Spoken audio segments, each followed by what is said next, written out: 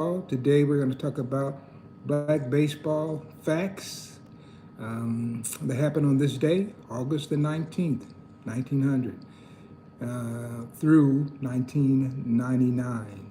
And so I'm going to talk about some interesting things. So if you've never joined us before, what I want to say is we have a page here that what we do is we talk about black baseball. We celebrate black baseball, and we celebrate the players. We talk about all kind of people, and then I give some historical facts, and then I follow it up with a little commentary that comes from my more than 40 years as being a Negro League Baseball historian. So I just want to get started, and always wait for a minute there, give people a chance to join. And if you join, give me your name, and I'll try to greet you if I can. Okay, so let's jump right in here. Okay, let's go. August 19, 1902. Alfred Satterfield, second baseman, had 3 hits and a double and a stolen base, scored a run, and participated in a double play in the field as the Cuban Giants beat Laconia, that's Laconia, New Hampshire, that team there, 9-8 in Laconia. And so it's a lot you can say about the Cuban Giants. To me, one of the vastly underrated teams. The Cuban Giants, starting about in the 1880s, they were as strong as any professional team that you had in the American League. Wasn't started then, but certainly in the National League, and later on the American Association before the American League came on strong right at the turn of the century. One of the interesting things why the Cuban Giants lost a lot of their cunning in the public is because of a little thing called baseball cards. Baseball cards, they started highlighting and featuring a lot of the baseball players around the country, what they call major league at that time, and then minor league teams. They started putting them in cigarettes and candies and all kind of things like that. And this elevated those players beyond those players that were on the Cuban Giants. But the Cuban Giants were good enough and had been good enough to defeat all of them. So Cuban Giants, just simply a superb team. That was J.M. Bright's team, J.M. Bright. And it's a team that we shouldn't overlook, but they're often overlooked. And they had some great players on their roster, and I can think of many of them. I'm trying to think of one of them, of course, Bud Fowler played for them. They also used players from Canada. Galloway played for them, a great hockey player, and also a professional baseball player. And yeah, it's a lot of great players came through there. Frank Grant, the Hall of Fame second baseman. When I say Hall of Fame, I'm talking about Cooperstown. They've been enshrined, you might say, into Cooperstown Hall of Fame. But just because you're not in Cooperstown doesn't mean that you don't deserve to be there. Cooperstown will never absorb all of the great African American baseball players who played through the ages. It's no way they're ever going to do that. And it's just a struggle to get those players there who are there now, and then also get them name recognition. There are ball players inducted in the Cooperstown Hall of Fame that nobody's talking about, especially African American players. So we want to change that as much as we can and talk about them as often as we can. So we're going to go to the next fact. That first fact was from August 19, 1902. Now we're going to jump up to August 19, 1921. Topeka Jack Johnson, famous infielder for the Kansas Giants, who is also a professional boxer, drew even in a boxing match against Sam Langford in Topeka, Kansas. And I don't know how much you know about Sam Langford, but this guy, his nickname was the Boston Tar Baby. And that's a horrible name, isn't it? That's a horrible nickname. But he was a real scrapper. And I don't know if this particular bout is counted amongst his professional bouts, but he had over 253 professional bouts. And Sam Langford, he fought until he was almost blind.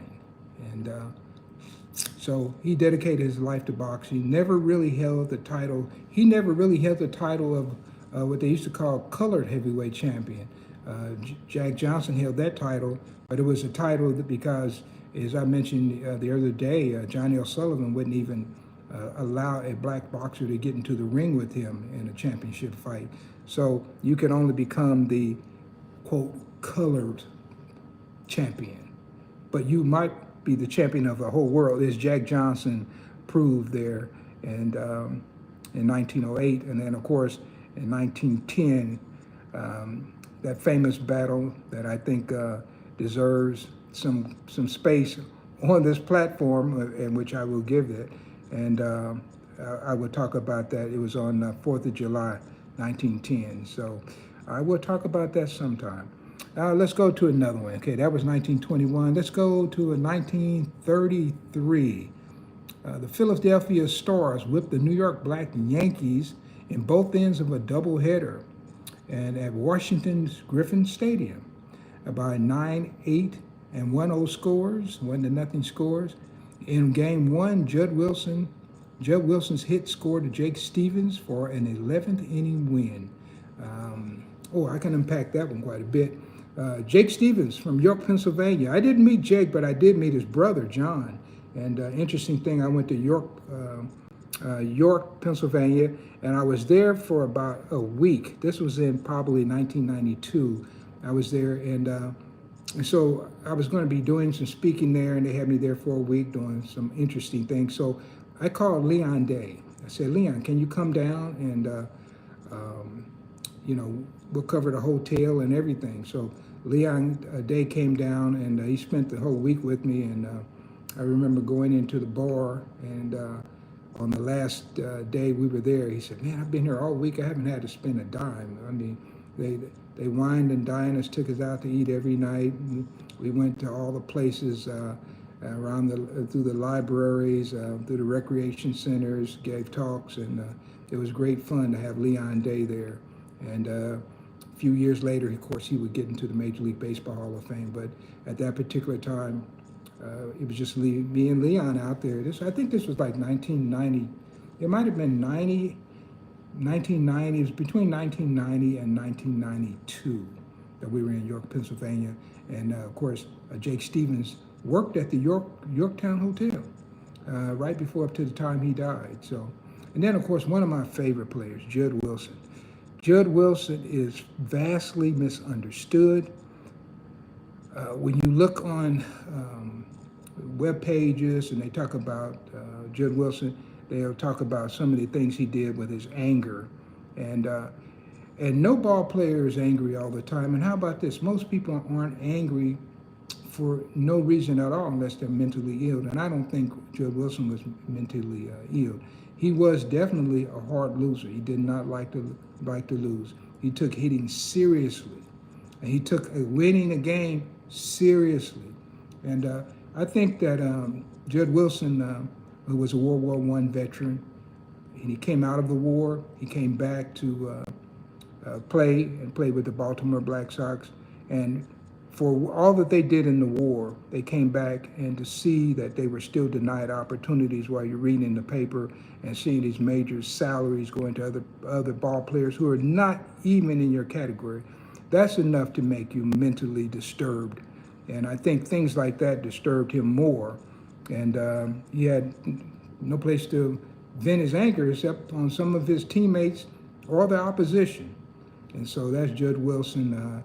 He was born in Remington, Virginia, and he moved to Washington, D.C. early in his life, and was raised in an area called the Foggy Bottoms.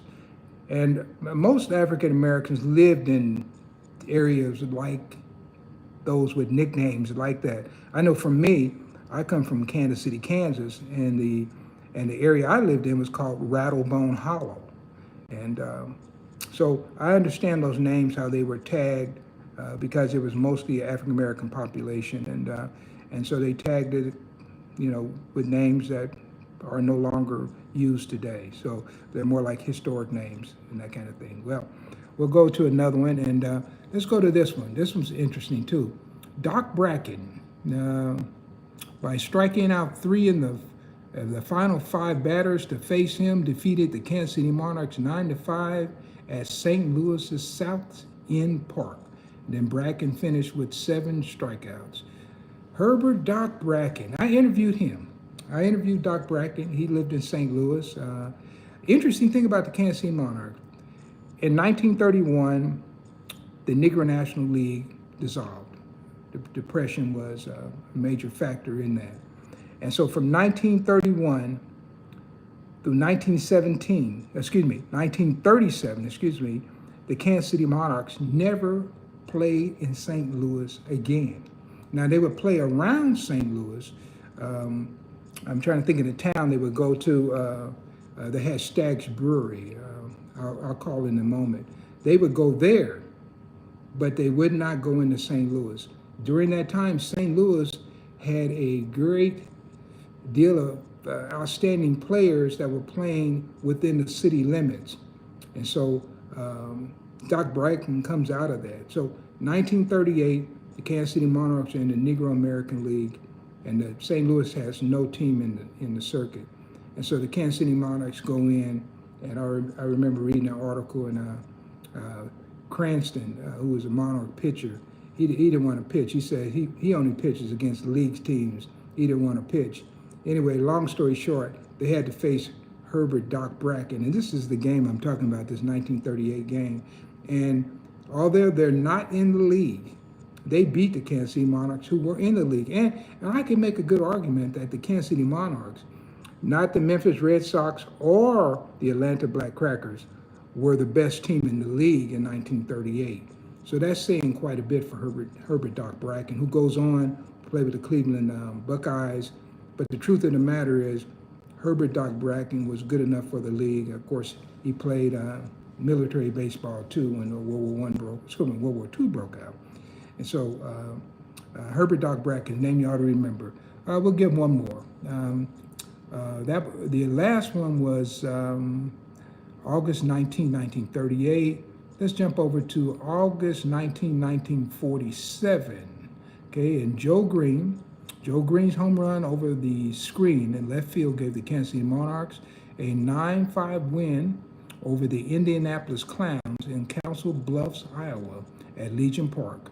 Gene Richardson, Ford Smith pitched for the Kansas City Monarchs. I can tell you a lot about that one too. I've presented in Council Bluffs, Iowa, which is right across the border from Omaha.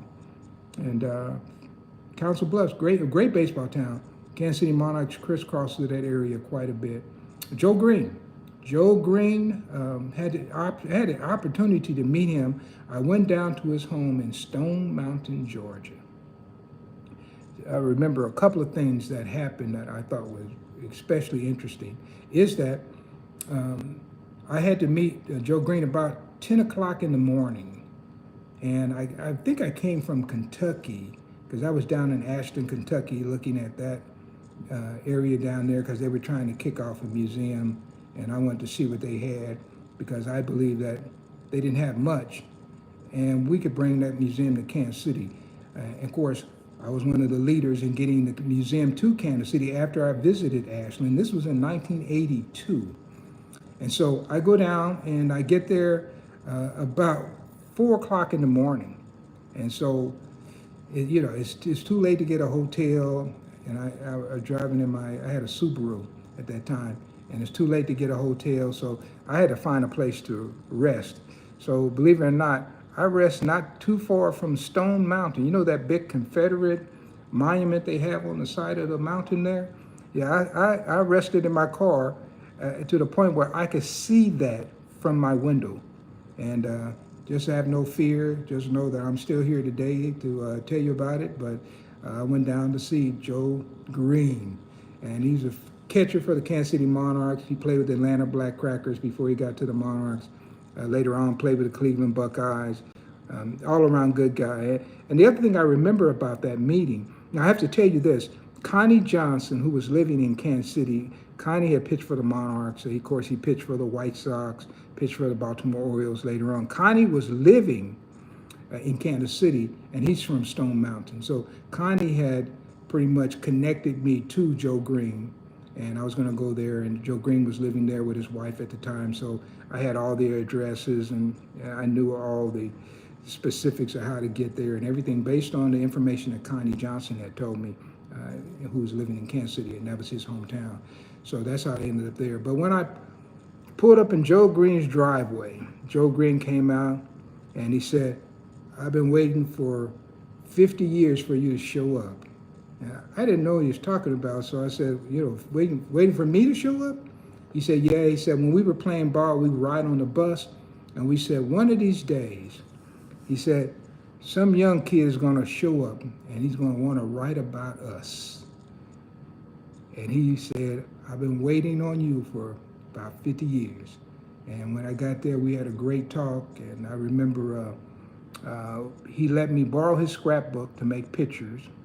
And I brought that scrapbook back to Kansas City, copied all these pictures, and many of them I've never released. And I hope to do that. But Joe Green, I had a chance to meet him, and I met so many of these guys, and so that's why I'm going to close with that tonight. Joe Green, I think that's a good place to stop right there. So I'm going to go ahead and greet a few of you guys, and I want to thank everybody for joining in tonight. Who we have here? So let's see. Let me go back here and see if I can figure out some of these names, because there's more people in here tonight. I appreciate that. Leo from _Iowa. So I guess that's Leo from Iowa. I'm not sure where you're from, Leo. I've presented in Iowa quite a few times. So I've been up there, and there's a Lily who says hello, Lily, and there's Jesse Cherry. He said, can I tell you a story about, well, send it in the message. I'd love to hear it. He said hello, and then let's see, Jesse Cherry. He said, did you see my mom? And I like the oldest days, my mom and dad. It's like 80 Scrabble. Did you see my? I'm not sure exactly what you're asking, but it sounds like a good question. And then Cheyenne McCoy, hello Cheyenne. And I'm not sure where you guys are from. Somebody says, well, holy hell, finally a sane person on YouTube. Well, I've been known to do a little crazy things, like take some of these tours that I've taken over the years. From 2014 to 2019, I did a 200-city tour. I went to 200 different cities. And when I did this tour, it took me several years to make it happen, 200 cities, 200 different. So, and during that time, say if I went to Omaha 3 times, I only counted it once. So I went to Wichita almost every year, Omaha almost every year, St. Louis quite a few times, and then Topeka many times, different parts of Missouri, Columbia, around that area. I would go more than once, but I only counted it once. So I visited 200 cities. So, I'm trying to be a sane person, but some of the things you got to do, you got to be a little crazy to want to make this history come alive, and that's what I've been trying to do. So I appreciate that. I think his name Robs Pierre. I think that's what it is. The second, okay. And somebody says from Kansas City, nice, and I like your accent. Okay, I'm not sure where you're from, but interesting thing. One time I met a Canadian, and I said, hey, I like your accent. They said, I like your accent too. So I didn't realize I had an accent, but I could hear theirs and they could hear mine. So, but I'm talking today from Kansas City. And so somebody says, I'm not a sports guy, but I'm curious if you think those old segregated leagues did any good. Oh my goodness. Did they do any good? You wouldn't have baseball history like it is today. And they made baseball last in this country. What people don't realize is all the great players who played in the major leagues, which would be the National, the American Association, they played against black players on the way up and on the way down. The greatest touring teams outside of maybe the House of David were all African American teams. And so they got all over the country. They traveled all over the nation, and they made a difference. And so you think baseball is better? Absolutely, it's better. I think by not having African Americans in the major leagues, once again, when I say major leagues, I'm going to say the American National American Association, even the Federal League, American League, those leagues were not at top capacity. No matter what people tell you, I can prove it, and my books have proved it all day long. If you want to see some really good commentary, read my book, the 1910 Chicago Leland Giants, Volume 2 of the Great Team Series. I break it down. And if that's not good enough for you, go to the Dizzy and Daffy Dean Barnstorming Tour, Race, Media, and America's National Pastime. I'm breaking it down in ways that people typically don't do.